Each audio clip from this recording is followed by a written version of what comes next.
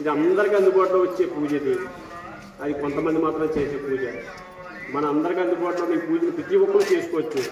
దీనికి టైం ఈ టైంలో కరెక్ట్గా 6 గంటల లోపల చేసుకోగలిగితే పూర్ణపంట వస్తుంది తల్లి. కాబట్టి అందరూ ఆ విధంగా చేయండి పూజ. నెక్స్ట్ ఇంకో విషయం ఏంటంటేనమ్మా, ఇదంతా అయిపోయిన తర్వాత ధ్యానం చేశారనుకోండి, స్వామి కంపల్సరీ కనపడతారు.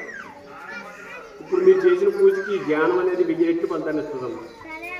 ధ్యానానికి టైం ఉండదు, ఈ టైం అని ఉండదు, మనం ఇలాగే ఉండాలని ఉండదు. స్నానం జపం ఇవన్నీ దీనికి ఏ సంబంధం లేదు. ధ్యానం చేసేటప్పుడు ఏ స్థితిలో ఉన్నా ధ్యానం చేసుకోవచ్చు.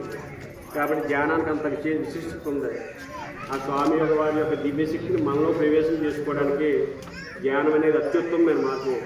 కాబట్టి అందరూ కూడా ధ్యానాన్ని ఇప్పుడు చెప్తామమ్మా, అందరూ ఒక్కసారి అనండి, జాగ్రత్తగా వినండి తల్లి.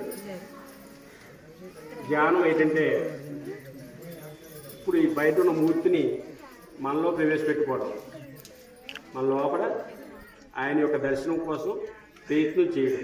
ఎందువల్లంటే మనం బతుకున్నామంటే దాని అర్థం మనలో భగవంతుడు ఉన్నట్టే లెక్క.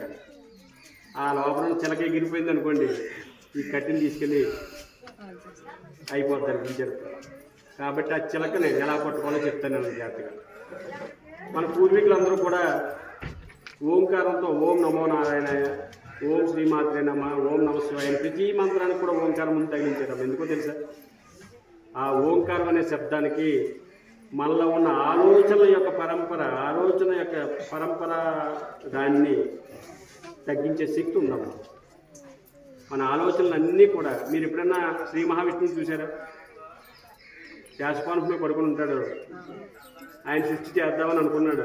వెంటనే ఎక్కడి నుండి వచ్చిందమ్మా? కలుపు నాభి నుండి వచ్చింది. అంటే ఆలోచన ఎక్కడి నుండి మొదలైందమ్మా? నాభి నుండి మొదలైంది. మన ఆలోచనలన్నీ బుర్రలో ఉన్నాయనుకుంటారు, ఏం కాదమ్మా. దీని ప్రారంభం అంతా నిండి ఉన్నాయి. ఇది చిత్తం అనేది ఈ కడుపులో ఉంటుందమ్మా. ఎప్పుడైనా పక్కింటి వాళ్ళతో గొడవాడినప్పుడు, మన ఫ్రెండ్స్తో గొడవాడినప్పుడు అప్పుడు అంటాం మనం, ఈ కడుపులో ఎంత పెట్టుకుని ఎన్నాళ్ళు నాతో ఇలా నటించేవాళ్ళని అడుగుతాం. అంటే మన పూర్వీకులు ఆల్రెడీ చూసే ఉన్నారు దాన్ని. కాబట్టి మన ఆలోచనలన్నీ కూడా మన పొట్టలో ఉంటాయి, నాభిలో ఉంటాయి. దాన్ని బయటికి ఎలా వదలాలంటే ఆ ఆకారంతో మొదలవుతాము. ఆ అంట్లోకి పొట్టలో ఉంటుంది, ఆ లోపలికి వెళ్ళిపోతుంది పొట్ట. అంట్లోకి ఇక్కడ ఇదేంటంటారు, గుండెల్లో ఉంటుంది. మాకారం అంటే ఇలా పళ్ళు పూసి, అంటే 2 పెదాలు ముద్ర మాకారం వస్తుంది. ఆ మాకారాలే ఓంకారం.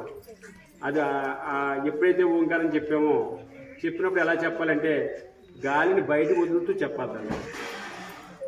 ఎప్పుడైతే గాలిని బయటకు వదులుతూ చెప్పామో కొంతసేపు ఆలోచనలు ఆగుతాయి.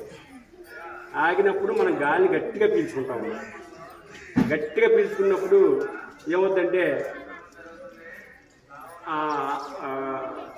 గాలి ఎక్కడ ఆగిందో పట్టుకోవాలి.